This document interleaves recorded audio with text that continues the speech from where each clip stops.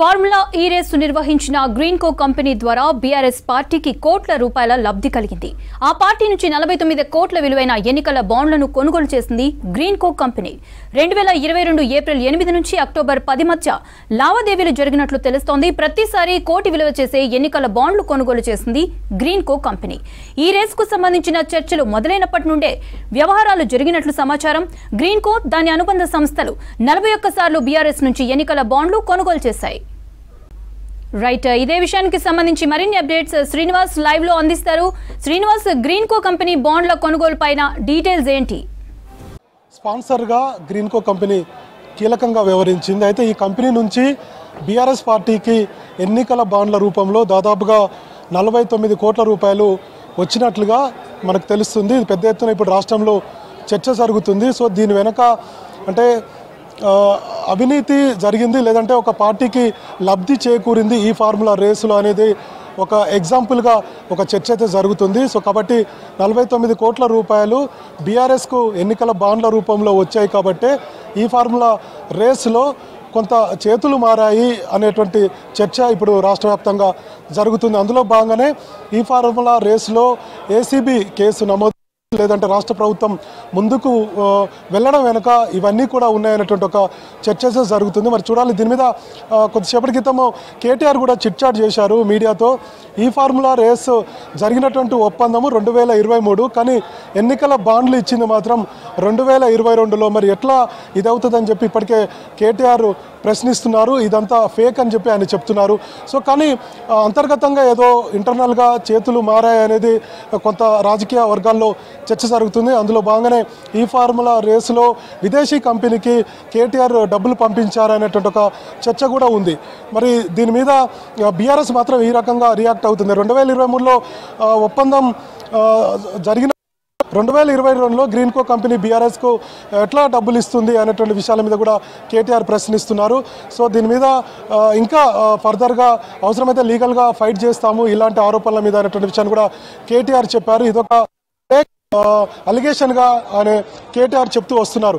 కానీ ఇంటర్నల్గా ఒక చర్చ అయితే జరుగుతుంది. అటు ప్రభుత్వ వర్గాల్లో ఇటు రాజకీయ పార్టీలో ఒక 49 కోట్ల రూపాయలు బీఆర్ఎస్కు డబ్బులు ఎన్నికల బాండ్ల రూపంలో వచ్చాయి కాబట్టి ఈ ఫార్ములా రేస్లో దాదాపుగా 54 కోట్ల రూపాయలు విదేశీ కంపెనీకి పంపించారు. అందులో ఈ గ్రీన్కో కంపెనీ కూడా ఉంది కాబట్టి సో ఖచ్చితంగా బీఆర్ఎస్కు లబ్ధి చేకూరింది కాబట్టి వ్యవహారం అంతా నడిచిందనేటువంటి ఒక చర్చ ఉంది. గతంలో ముఖ్యమంత్రి రేవంత్ రెడ్డి కూడా ఈ అంశాన్ని ప్రస్తావించారు.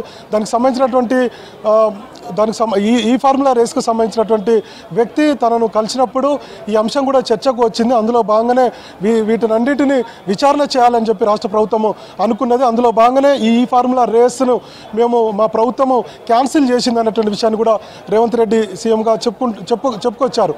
కానీ బీఆర్ఎస్ మాత్రం ఇందులో చేతులు కూడా ఇచ్చింది.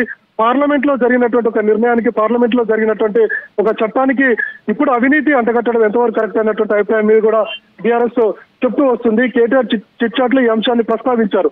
సో గ్రీన్కో కంపెనీ నుంచి మీకు 49 కోట్ల రూపాయలు ఎన్నికల బాండ్ల రూపంలో మీకు వచ్చాయి కాబట్టి ఈ ఫార్ములా రేసులో మీరు విదేశీ కంపెనీకి లబ్ధి చేకూరే విధంగా వ్యవహరించారు అనేటువంటి విషయాన్ని మీడియా ప్రశ్నించినప్పుడు ఈ అంశాన్ని ప్రస్తావించారు.